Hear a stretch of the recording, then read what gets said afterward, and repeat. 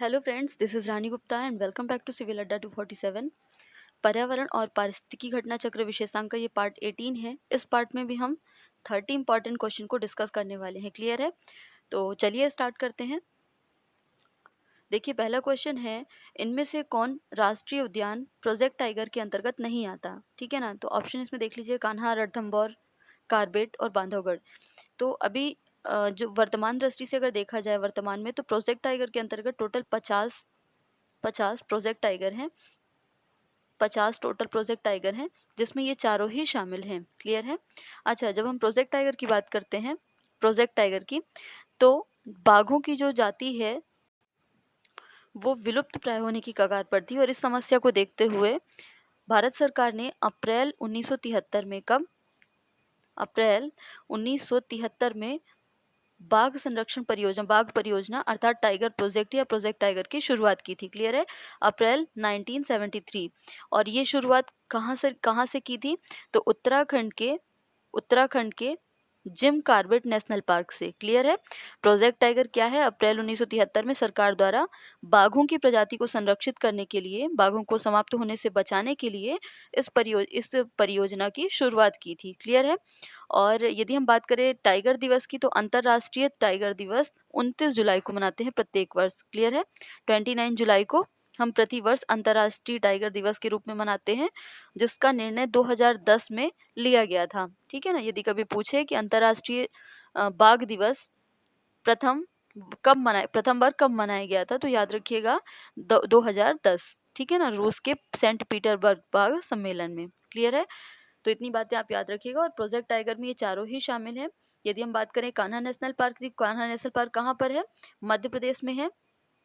Ranthambore national park की बात करें तो ये राजस्थान में है। जिम कार्बेट कहाँ पे है?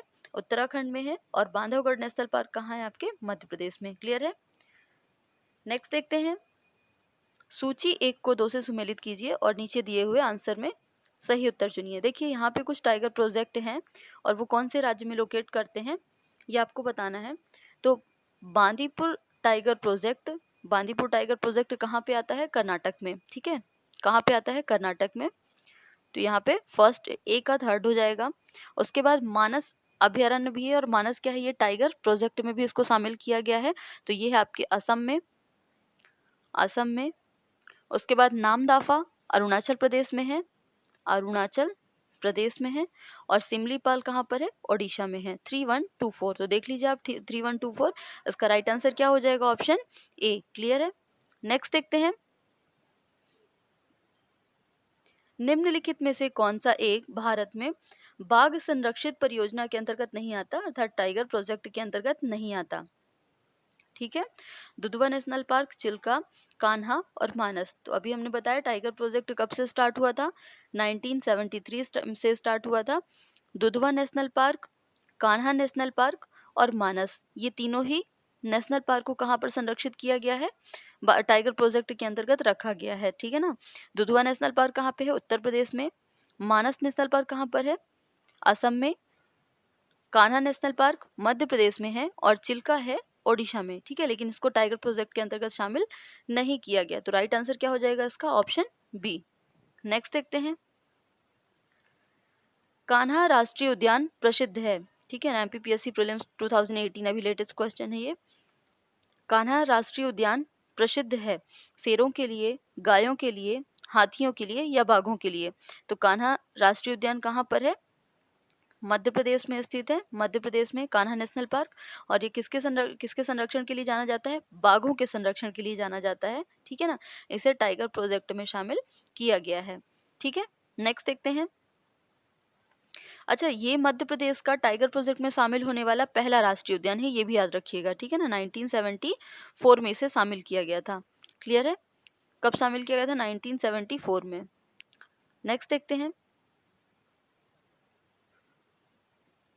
निम्नलिखित रक्षित क्षेत्रों पर विचार कीजिए। बांदीपुर, भीतरकनिका, मानस और सुंदरवन। उपयुक्त में से कौन से टाइगर प्रोजेक्ट क्षेत्र घोषित किए गए हैं? ठीक है, तो बांदीपुर, मानस अभी आपने ऊपर देखा, सुंदरवन, ये तीनों ही क्या है? टाइगर प्रोजेक्ट के अंतर्गत शामिल है। लेकिन भीतरकनिका जो है भितरकनिका, उसे राष्ट्रीय उद्यान उसे टाइगर प्रोजेक्ट में शामिल नहीं किया गया। ठीक है, कहाँ पर है भितरकनिका? ओडिशा में है। क्लियर है? तो याद रखिएगा, बांदीपुर कर्नाटक में, मानस असम में और सुंदरवन, एक मिनट, ठीक है। तो ये तीनों ही क्या है, टाइगर प्रोजेक्ट के अंतर्गत शामिल होते हैं। भितरकनिका टाइगर प्रोजेक्ट में नहीं है, तो इसका राइट आंसर हो जाएगा 1, 3 और 4, ऑप्शन बी। नेक्स्ट देखते हैं, कच्छ वनस्पति का सुंदर वन निम्नांकित में से किस राज्य में स्थित है? ऑप्शन देखिए, गुजरात, पश्चिम बंगाल, ओडिशा और आंध्र प्रदेश। देखिए, जो कच्छ वनस्पति का सुंदर वन है, ये मैंग्रोव वन, जो सुंदर मैंग्रोव वन है उसके बारे में बात कर रहे हैं कि मैंग्रोव वन किस राज्य में स्थित है। तो मैंग्रोव वन, सबसे पहले ये बता दें हम कि जो मैंग्रोव वन है वो गंगा नदी के डेल्टा पर, किस पर? गंगा नदी के डेल्टा पर लगभग 9,650, कितना? लगभग 9,650 वर्ग किलोमीटर के एरिया में फैला हुआ है ये, ठीक है ना। और इतने एरिया के साथ ये विश्व का सबसे बड़ा मैंग्रोव पारिस्थितिक तंत्र है, इसे भी याद रखिएगा। सुंदरवन मैंग्रोव वन जो है वो विश्व का सबसे बड़ा मैंग्रोव पारिस्थितिक तंत्र है। ये इंपॉर्टेंट क्वेश्चन है, इसे ध्यान में रखिएगा, ठीक है ना। कौन से नदी के डेल्टा पर स्थित है? गंगा नदी के डेल्टा पर स्थित है। क्लियर है?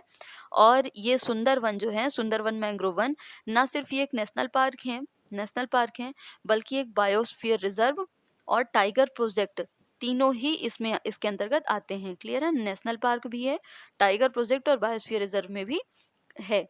और ये कौन से राज्य में अवस्थित है? तो ये है पश्चिम बंगाल में। इसका राइट आंसर क्या हो जाएगा? Option B. क्लियर है? नेक्स्ट देखते हैं, भारत के निम्न टाइगर रिजर्व में से कौन सा मिजोरम में अवस्थित है? मिजोरम में, ठीक है। तो यहाँ पे देखिए, ऑप्शन देख लीजिए, मेलघाट, बुक्सा, दंपा और भद्रा। जो डांपा टाइगर रिजर्व है वो मिजोरम में अवस्थित है। कहाँ पर? मिजोरम में। ये मिजोरम में कौन सा है? ऑप्शन नंबर सी, डांपा, ठीक है ना। बुक्सा की बात करें तो ये कहाँ पर है? वेस्ट बंगाल में है। मैंने एक दिन बताया था, बी से वेस्ट बंगाल कर लीजिएगा और बी से बुक्सा, ठीक है। भद्रा कहाँ पर है? कर्नाटक में है। और मेलघाट कहाँ है राष्ट्रीय उद्यान? तो ये है महाराष्ट्र में। ध्यान रखिएगा, मेलघाट कहाँ पे है? महाराष्ट्र में। भद्रा है कर्नाटका में और बुक्सा है वेस्ट बंगाल में। डांपा रिजर्व, टाइगर रिजर्व कहाँ पर है? मिजोरम में। क्लियर है? नेक्स्ट देखते हैं, निम्नलिखित में से कौन सा युग्म सुमेलित नहीं है? ठीक है, यहाँ पर कुछ टाइगर प्रोजेक्ट दिए हैं और कौन से राज्य में है उन्हें बताना है। तो देखिए, यहाँ पे बुक्सा, अभी आपने देखा बुक्सा कहाँ पर है? वो है वेस्ट बंगाल, अर्थात पश्चिम बंगाल में। तो इस क्वेश्चन के अकॉर्डिंग इसका राइट आंसर क्या हो जाएगा? बुक्सा, क्योंकि ये सुमेलित नहीं है। इसके अलावा दाम्पा मिजोरम में है, बिल्कुल। नामेरी असम में है। नामेरी टाइगर प्रोजेक्ट कहाँ पर है? असम में है। और नामदाफा अरुणाचल प्रदेश में है, ठीक है ना। तो ये तीनों आप याद रखिएगा। नेक्स्ट देखते हैं, ऐसा करके याद कर लीजिएगा कि अरुण चल दफा हो जा, ठीक है ना। अरुण चल दफा, ठीक है। तो यहाँ पे क्या हो जाएगा? नामदफा अरुणाचल। नेक्स्ट देखते हैं, निम्नलिखित में से कौन सा बाघ आरक्षित क्षेत्र 2 राज्यों में विस्तृत है? इंपॉर्टेंट क्वेश्चन है, ध्यान रखिएगा।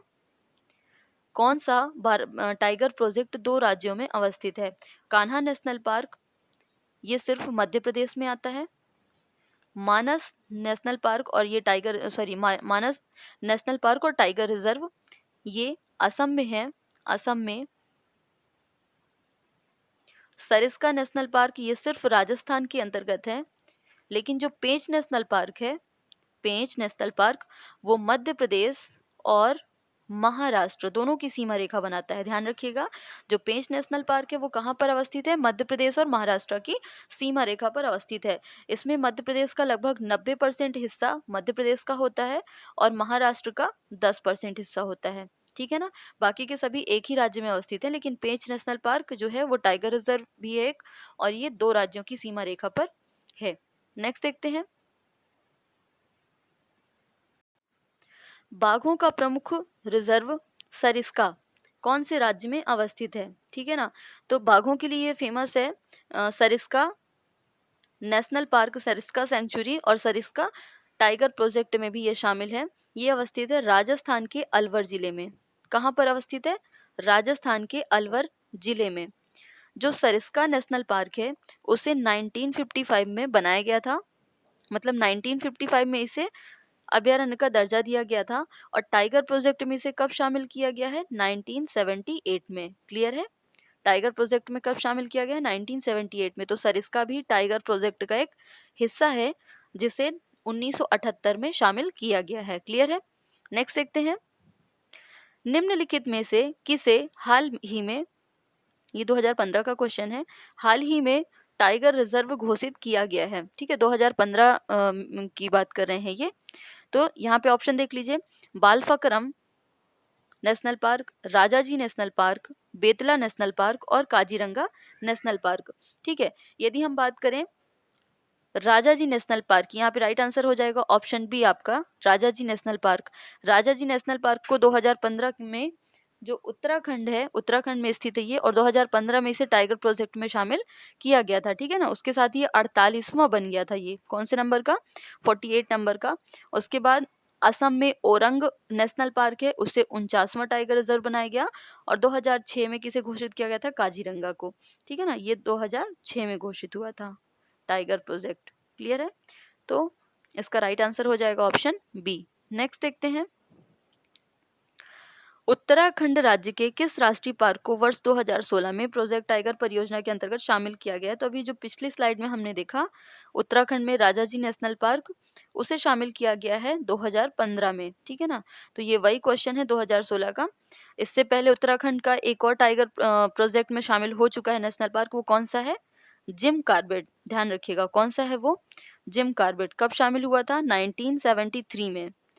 यहीं से शुरुआत हुई थी टाइगर प्रोजेक्ट की। ठीक है, तो ये हो जाएगा आपका राइट आंसर ऑप्शन नंबर सी।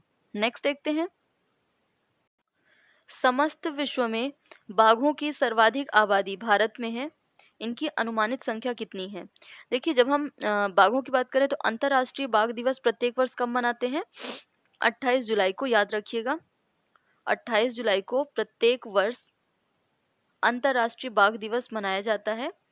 और इस दौरान प्रत्येक 2 वर्ष में बाघों की जनगणना होती है। ध्यान रखिएगा, कितने वर्ष में बाघों की जनगणना होती है? प्रत्येक 2 वर्ष में। ठीक है, यदि हम अभी लेटेस्ट की बात करें तो टोटल मतलब विश्व भर में जो बाघों की संख्या है उसका एक अनुमान लगाया जा सकता है 3000 से 4000 के बीच। ठीक है ना, अभी वर्तमान दृष्टि से अगर हम देखें, वर्तमान में देखें अगर हम, तो अभी कितनी अनुमानित बाघों की संख्या है?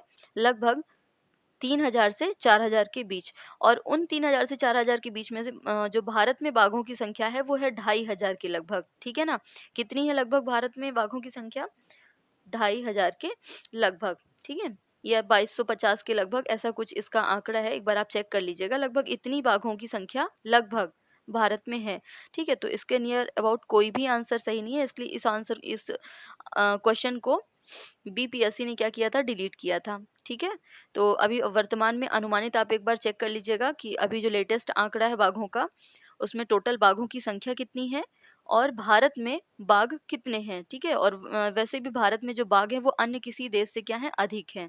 ठीक है, तो ध्यान रखिएगा, ये क्वेश्चन इंपॉर्टेंट है। नेक्स्ट देखते हैं, निम्नलिखित में से किस राष्ट्रीय उद्यान ने वन्य जीव प्रबंधन के लिए ड्रोन अथवा या मानव रहित हवाई वाहन का उपयोग करना प्रारंभ कर दिया है? ठीक है, इसका ऑप्शन देख लीजिए, Bandipur tiger reserve, Corbett tiger reserve, Ranthambore tiger reserve और पेरियार टाइगर रिजर्व। ठीक है, तो इसका राइट आंसर, ये 2014 का क्वेश्चन है, राइट आंसर है option A, Bandipur tiger reserve. ठीक है, ये कर्नाटक में कहाँ पर अवस्थित है? बांदीपुर टाइगर रिजर्व कर्नाटक में अवस्थित है। और जो वन्य जीव प्रबंधन है उसके लिए इन्होंने ड्रोन का उपयोग करना स्टार्ट कर दिया है। ठीक है, इसके माध्यम से ये निगरानी रखेंगे कि टाइगर को मतलब प्रोटेक्ट कैसे करना है। इसके अलावा जिम कार्बेट कहाँ पर है? उत्तराखंड में है। रणथंभौर टाइगर रिजर्व कहाँ पर है? राजस्थान में है। और पेरियार टाइगर रिजर्व कहाँ पर है? तो ये है केरला में। नेक्स्ट देखते हैं, सूची 1 को 2 से सुमेलित कीजिए और सही उत्तर चुनिए। देखिए, यहाँ पे कुछ टाइगर प्रोजेक्ट हैं, बाघ आरक्षित क्षेत्र, और कौन से राज्य में लोकेट हैं आपको वो बताना है। बांदीपुर टाइगर रिजर्व अभी आपने देखा कहाँ पर है? ये कर्नाटक में, तो यहाँ पे सेकंड हो जाएगा। मेलघाट टाइगर प्रोजेक्ट है वो है महाराष्ट्र में, फोर्थ। बुक्सा कहाँ पर है? वेस्ट बंगाल, पश्चिम बंगाल में। उसके बाद पाखुई, पाखुई कहाँ पर है? अरुणाचल प्रदेश में। ठीक है, तो 2413, देखिए यहाँ पे 2413 ऑप्शन क्या है? बी। इसका राइट आंसर क्या हो जाएगा? Option B, 2413। क्लियर है? नेक्स्ट देखते हैं, निम्नलिखित युग्मों में से कौन सुमेलित नहीं है? ठीक है, यहाँ पे कुछ नेशनल पार्क दिए हुए हैं, टाइगर प्रोजेक्ट है, उसमें आप बताना है। देखिए, बांदीपुर नेशनल पार्क कर्नाटक में है, बिल्कुल सही है। मानस वन्य जीव अभयारण्य असम में है। पेरियार वन्य जीव अभयारण्य केरला में है। और सिमलीपाल राष्ट्रीय उद्यान मध्य प्रदेश में नहीं है। ये कहाँ पर है? सिमलीपाल ओडिशा में है। कहाँ पर है? ओडिशा में है। तो इस क्वेश्चन के अकॉर्डिंग जो सुमेलित नहीं है उसका राइट आंसर क्या हो जाएगा? Option D. क्लियर है? इसके अलावा पेरियार केरला में है, मानस असम में है और बांदीपुर कर्नाटक में है। तो इसका राइट आंसर क्या है? Option D. नेक्स्ट देखते हैं, निम्नलिखित नेशनल पार्कों में से किस एक जलवायु उष्णकटिबंधीय से उपोष्ण, ठीक है, शीतोष्ण और आर्कटिक तक परिवर्तित होता है? ठीक है, ऑप्शन देखिए, Kanchenjunga national park, Nanda Devi national park, Neora valley national park और नामदाफा नेशनल पार्क। ठीक है, यूपीएससी 2015 का क्वेश्चन है। तो इसका राइट आंसर है option D, Namdapha national park, Arunachal Pradesh. कहाँ पर स्थित है ये? अरुणाचल प्रदेश में। ठीक है, अरुणाचल प्रदेश में स्थित है। अच्छा, यहाँ पे जो क्वेश्चन कह रहा है कि कौन से नेशनल पार्क की जलवायु उष्णकटिबंधीय से उपोष्ण कटिबंधीय और उपोष्ण कटिबंधीय से शीतोष्ण और शीतोष्ण से आर्कटिक तक परिवर्तित होती है। तो यहाँ पे देखिए, जो नामदाफा नेशनल पार्क है इसका राइट आंसर है अरुणाचल प्रदेश में। ऐसा क्यों होता है यहाँ पर कि जो जलवायु है वो परिवर्तित होती रहती है? ठीक है, ऐसा इसलिए होता है क्योंकि जो नामदाफा नेशनल पार्क है उसकी ऊंचाई लगभग 200 मीटर से 4500 मीटर पर है। ये जो नामदाफा है अरुणाचल प्रदेश में, इसकी जो ऊंचाई है ना वो लगभग 200 से आपकी 4500 मीटर पर अवस्थित है। ये कौन सा? नामदाफा। ठीक है, जब ये 200 मीटर की ऊंचाई पर होता है तो यहाँ पर जो जलवायु होती है वो कैसी होती है? उष्ण कटिबंधीय। ठीक है, थोड़ा ऊंचाई पर जाने पर उपोष्ण कटिबंधीय, ठीक है, थोड़ा ऊंचाई पर जाने पर शीतोष्ण कटिबंधीय और लगभग 4500 मीटर की ऊंचाई पर जाने पर यहाँ पे बर्फ जमी होती है। ठीक है, तो यहाँ पर क्या है, आपका जो जलवायु हो वो कैसी होगी? निरंतर परिवर्तित होती है। तो इसका राइट आंसर हो जाएगा option D, Namdapha national park. Next देखते हैं, एम स्ट्रिप्स शब्द कभी कभी समाचारों में किस संदर्भ में देखा जाता है? ऑप्शन देखिए, वन्य प्राणी जगत का बद्ध प्रजनन, बाघ अभयारण्यों का रखरखाव, स्वदेशी उपग्रह दिक्चालन प्रणाली अथवा राष्ट्रीय राजमार्ग की सुरक्षा। तो इस क्वेश्चन का राइट आंसर है ऑप्शन बी, बाघ अभयारण्यों का रखरखाव। देखिए, जो एम स्ट्रिप है इसका पूरा नाम लिख लीजिए, मैं बोल देती हूँ, monitoring system for tigers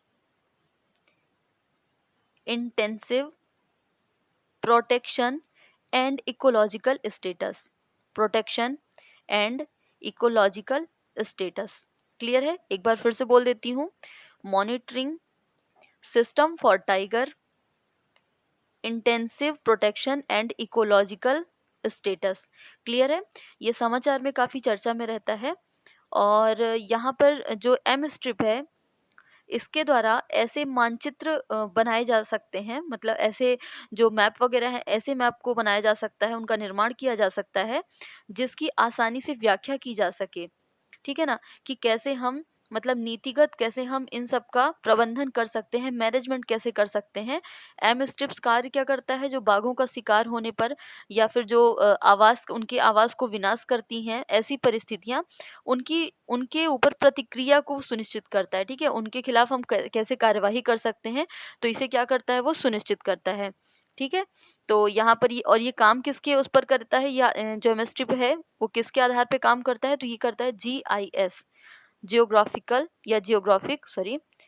information system, GIS के आधार पे काम करने वाला ठीक है, काम करने वाला क्या है, ये एक प्रकार से यंत्र है और इसके माध्यम से क्या कर सकते हैं, जो भी आपके जो नेशनल पार्क है, जो भी सेंचुरी है, वहाँ पे जो टाइगर हैं, बाघ हैं, उन पर कैसे उनके आवास कैसे नष्ट हो रहे हैं या उनका कैसे शिकार हो रहा है, वो कैसी कंडीशन में है, इनके खिलाफ त्वरित प्रक्रिया को सुनिश्चित किया जा सकता है।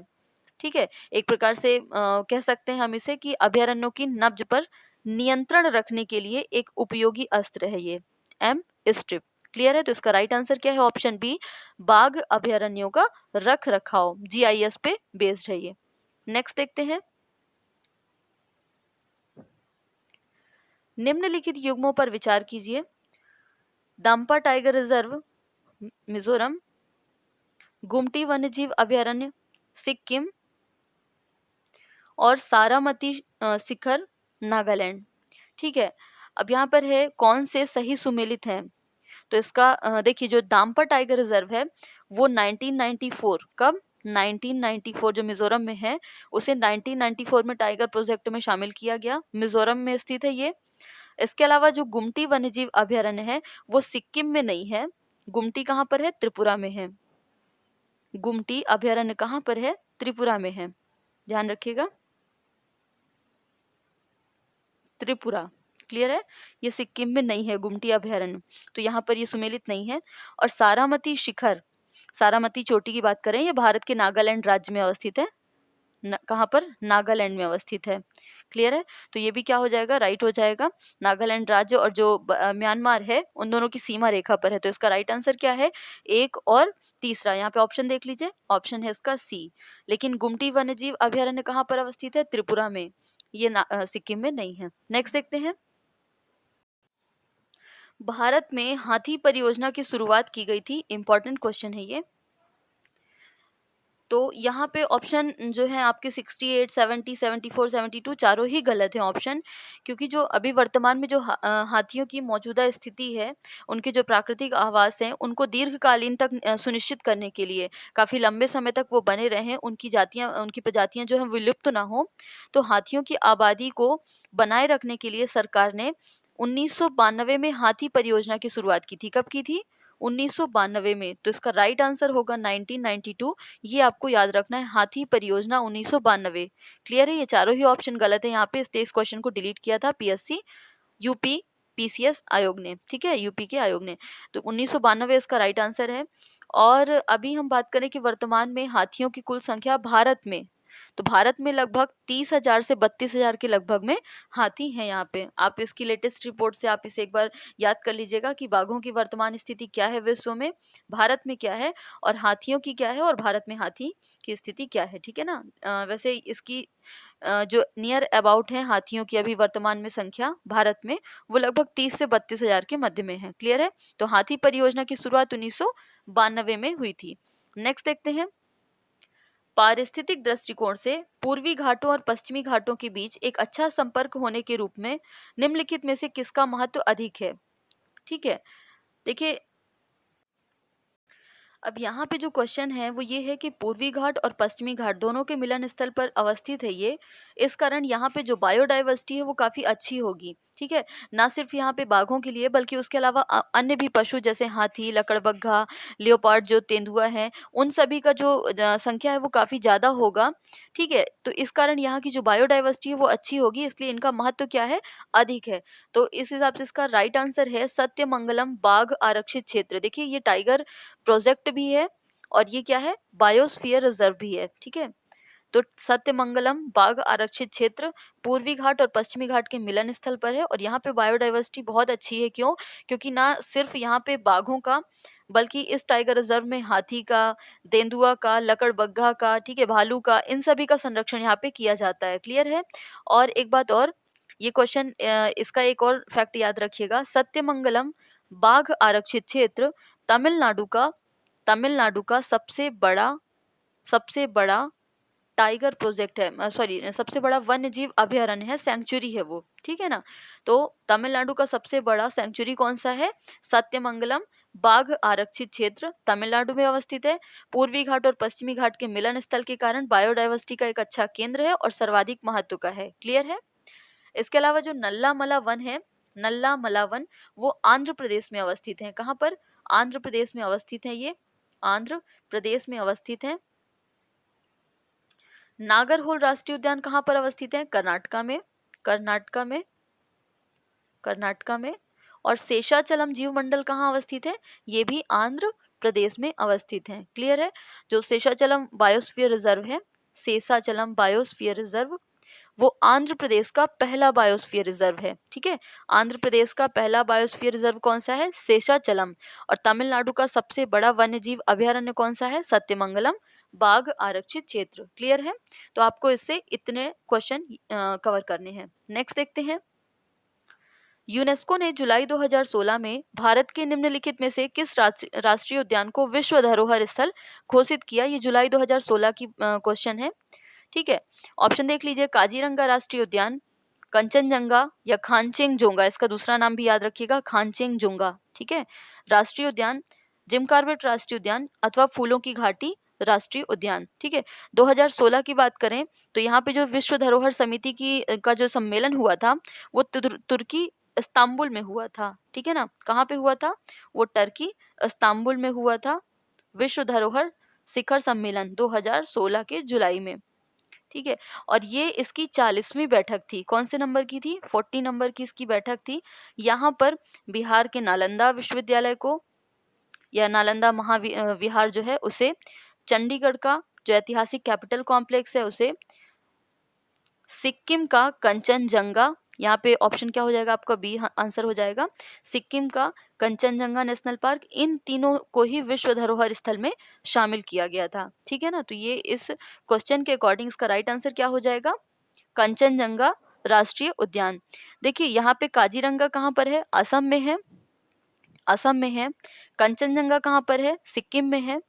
जिम कॉर्बेट उत्तराखंड में है। और फूलों की घाटी कहाँ पर है? ये भी उत्तराखंड में है। ठीक है, इसके अलावा जो शांत घाटी है, साइलेंट वैली, वो कहाँ पर है? वो है केरला में। और पिन वैली कहाँ है? वो है हिमाचल प्रदेश में। तो तीनों ही वैली को आप याद रखिएगा। नेक्स्ट देखते हैं। 5 मौसमों का बाग स्थित है। ठीक है, गार्डन ऑफ 5 सेंसेस, ये कहाँ पर अवस्थित है? तो ये जो गार्डन ऑफ 5 सेंसेस है, 5 मौसमों का बाग इसे कहते हैं, ये मुगल गार्डन की तर्ज पे बनाया गया है। दिल्ली पर्यटन ने, जो दिल्ली टूरिज्म डिपार्टमेंट है, उसने इसके रख रखाव के लिए काफ़ी प्रयास भी किए हैं। और यहाँ पर अगर हम बात करें तो लगभग 25 प्रतिमाओं और भित्ति चित्रों के साथ साथ यहाँ पर जो प्राकृतिक रूप से जो स्थल है वो बहुत ही मनोहारी है। ठीक है, तो ये कहाँ पर स्थित है? दिल्ली, और ये महरौली के समीप है। तो इसका राइट आंसर हो जाएगा ऑप्शन बी, महरौली के समीप दिल्ली में अवस्थित है। ठीक है, गार्डन ऑफ 5 सेंसेस, यहाँ पर भित्ति चित्र अवस्थित हैं। तो इसे लोक कला का नमूना भी कहते हैं, और इसे संरक्षित करने के लिए सरकार बहुत ठोस कदम उठा रही है। क्लियर है? नेक्स्ट देखते हैं। जिम कॉर्बेट राष्ट्रीय उद्यान अपना जल प्राप्त करता है। ठीक है, यहाँ पे उत्तराखंड का जो जिम कॉर्बेट राष्ट्रीय उद्यान है वो किस नदी से अपना जल प्राप्त करता है? तो ऑप्शन देखिए, अलकनंदा नदी, धौली गंगा नदी, शारदा नदी और रामगंगा नदी। ये चारों ही जो नदियां हैं वो उत्तराखंड की हैं। कहाँ की? उत्तराखंड की नदियां हैं। यदि हम बात करें अलकनंदा नदी की, तो ये उत्तराखंड के संतोपंथ, कहाँ से? संतोपंथ हिमनद से उद्गमित होती है। ठीक है, संतोपंथ हिमनद से उद्गमित होती है। कौन सी नदी? अलकनंदा नदी। वहीं यदि हम धौली गंगा की बात करें, धौली गंगा की, तो ये उत्तराखंड के पिंडारी हिमनद से उद्गमित होती है। कहाँ से? पिंडारी हिमनद से। बस आप इसके उद्गम स्थल याद कर लीजिएगा। इसमें इतना इम्पोर्टेंट तो नहीं है ये चारों में से इम्पोर्टेंट, बस ये क्वेश्चन महत्वपूर्ण है प्रीलिम्स के फैक्ट से, फैक्चुअल क्वेश्चन है। तो जो अलकनंदा नदी है वो कहाँ से? संतोपंथ हिमनद से। वहीं धौली गंगा नदी पिंडारी हिमनद से निकलती हैं। यदि शारदा नदी की बात करें तो ये उत्तराखंड में एक काला पानी क्षेत्र है, पिथौरागढ़ जिले के अंतर्गत आता है ये क्षेत्र। शारदा नदी को हम काली नदी के नाम से भी जानते हैं, और यहाँ पे काला पानी क्षेत्र है। ठीक है ना, हिमालय में जो आपका उत्तराखंड एरिया है, उत्तराखंड का पिथौरागढ़ जिला, कौन सा? पिथौरागढ़ जिला, यहाँ से काला पानी क्षेत्र से उद्गमित होती है शारदा नदी। जबकि जो रामगंगा नदी है वो उत्तराखंड के अल्मोड़ा जिले के, कहाँ से? अल्मोड़ा जिले में एक पातली दून घाटी है, पातली दून, यहाँ से उद्गमित होती है अल्मोड़ा जिले से रामगंगा नदी। उत्तराखंड के अल्मोड़ा जिले से उद्गमित होती है और ये आगे बहते हुए यहाँ पर एक पातली दून घाटी है। कभी क्वेश्चन यदि पूछ लेता है कि पातली दून घाटी किस नदी से संबंधित है, तो ध्यान रखिएगा रामगंगा नदी से संबंधित है। कौन सी घाटी? पातली दून घाटी रामगंगा नदी से संबंधित है। और इसी पातली दून घाटी में ही जिम कॉर्बेट नेशनल पार्क अवस्थित है। ठीक है ना। तो रामगंगा नदी का जो प्रवाह है वो पातली दून घाटी उसी की है, चूंकि रामगंगा नदी की ही, तो इसी घाटी में अवस्थित है आपका जिम कॉर्बेट नेशनल पार्क, जिसे 1936 में नेशनल पार्क का दर्जा दिया गया था। ठीक है ना। जिम कॉर्बेट का इंपॉर्टेंट फैक्ट बहुत है, ये सबसे पहला नेशनल पार्क है। ठीक है। उसके बाद उत्तराखंड जिले में अवस्थित, उत्तराखंड राज्य में अवस्थित है। जिम कॉर्बेट नेशनल पार्क पहला टाइगर प्रोजेक्ट 1973 के से स्टार्ट होने वाला पहला टाइगर प्रोजेक्ट है। ठीक है ना। और ये इस पर किसका जल जाता है, तो ये जाता है रामगंगा नदी का। ठीक है। रामगंगा नदी की घाटी कौन सी? पातली दून, वहां पर ये अवस्थित है। तो इतने क्वेश्चन आपको इससे याद रखने हैं। नेक्स्ट देखते हैं, निम्नलिखित युग्मों पर विचार कीजिए। यहाँ पे कुछ वेटलैंड है, आर्द्र भूमि, और कौन सी नदियों के संगम पर वो अवस्थित हैं, इनके नाम बताना है। तो देखिए, हरिके आर्द्र भूमि, हरिके आर्द्र भूमि, व्यास और सतलुज का संगम, बिल्कुल सही है। जो हरिके आर्द्र भूमि है वो स्थित कहाँ पर है? वो अवस्थित है आपके पंजाब राज्य में। हरिके पंजाब राज्य में अवस्थित है। और ये कौन सी नदियों के उसमें संगम में अवस्थित है? व्यास और सतलुज नदी के संगम पर अवस्थित है। ठीक है। सेकंड देखिए, तो यहाँ पर पहला कथन तो सही हो जाएगा। सेकंड देखिए, केवलादेव घाना, केवलादेव घाना नेशनल पार्क बनास और चंबल का संगम, नहीं, ये यहाँ पे गलत है। ये जो आपका केवलादेव घाना राष्ट्रीय उद्यान है वो अवस्थित है। सबसे पहले तो आप ये देखिए, ये अवस्थित है आपके राजस्थान में। कहाँ पर? राजस्थान में एक भरतपुर जिला है, वहां पर अवस्थित है। ठीक है। और ये गंभीर नदी और बाणगंगा नदी के संगम पर है। ये गलत है, यहाँ पे बनास नहीं होगा, यहाँ पे गंभीर नदी, गंभीर नदी और बाणगंगा, ठीक है ना, बाणगंगा नदी के संगम पर स्थल पर अवस्थित है। कौन सी? Keoladeo national park. तो यहाँ पे ये गलत है। थर्ड देखिए, कोलेरू झील, कोलेरू झील कहाँ पर अवस्थित है? आपके आंध्र प्रदेश में। ठीक है ना। कहाँ पर अवस्थित है? आंध्र प्रदेश में। और ये कृष्णा नदी और गोदावरी नदी का जो डेल्टा है ना, वहां पर अवस्थित है। ये मूसी और कृष्णा का संगम नहीं है यहाँ पर, मूसी नदी, और ये गलत है। ये कौन सा हो जाएगा यहाँ पे? कृष्णा नदी, कृष्णा और गोदावरी। ठीक है ना। इनका जो ताजे पानी की जो झील है, इन दोनों के डेल्टा पर अवस्थित है, उसी में ये कोलेरू झील अवस्थित है। तो इस क्वेश्चन के अकॉर्डिंग ये भी कथन क्या है? गलत है। तो इस ऑप्शन में देखिए केवल एक ऑप्शन इसमें सही है, तो ऑप्शन ए इसका क्या हो जाएगा? Right answer. तो इसके अलावा आप ये क्वेश्चन ये जरूर याद रखिएगा, कोलेरू झील कहाँ अवस्थित है? आंध्र प्रदेश में, केवलादेव राजस्थान में, और हरिके वेटलैंड कहाँ है? पंजाब में। ठीक है। नेक्स्ट देखते हैं, भारत में सर्वप्रथम एक समुद्री सेंचुरी जिसकी सीमाओं के अंतर्गत बैरियर रीफ अर्थात प्रवाल भित्तियां, मोलस्का, डॉल्फिन, कछुए और अनेक प्रकार के समुद्री पक्षी स्थापित किए गए हैं। ठीक है। पहली भारत की एक समुद्री सेंचुरी है, तो वो कहाँ पर अवस्थित है? ये क्वेश्चन है। ऑप्शन देख लीजिए, सुंदरवन क्षेत्र में, चिल्का झील में, कच्छ की खाड़ी में, अथवा लक्षद्वीप में। देखिए, पिछले भी वीडियो में इसके बारे में मैंने चर्चा की थी किसी वीडियो में, आप उसे चेक कर लीजिएगा। भारत की इकलौती समुद्री सेंचुरी वो कच्छ की खाड़ी में स्थापित है।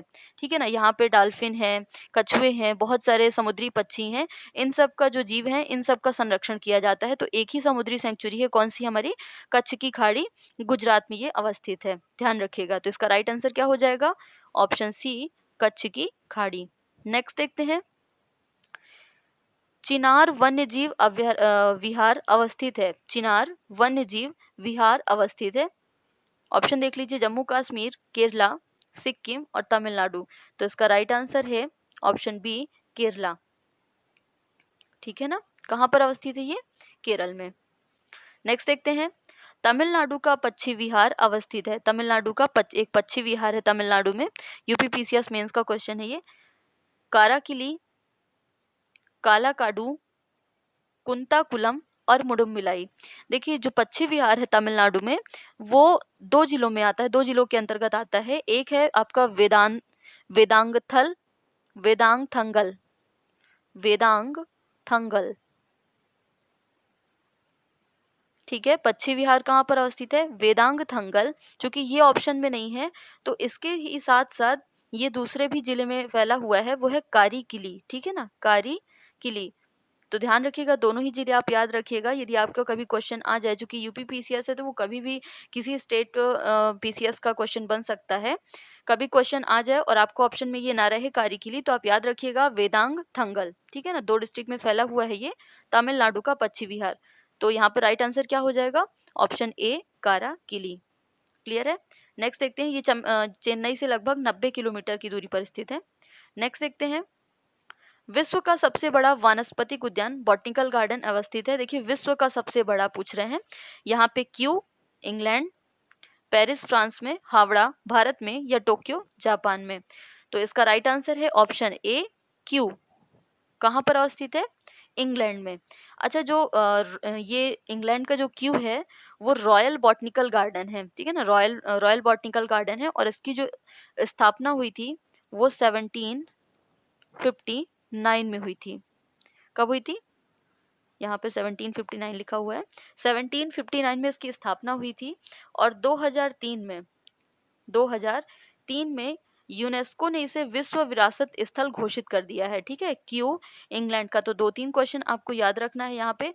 और यहाँ पे लगभग प्लांट्स की 40,000 से लेकर 50,000 तक की प्रजातियां अवस्थित हैं, इसलिए विश्व का सबसे बड़ा क्या है? बॉटनिकल गार्डन है। क्लियर है।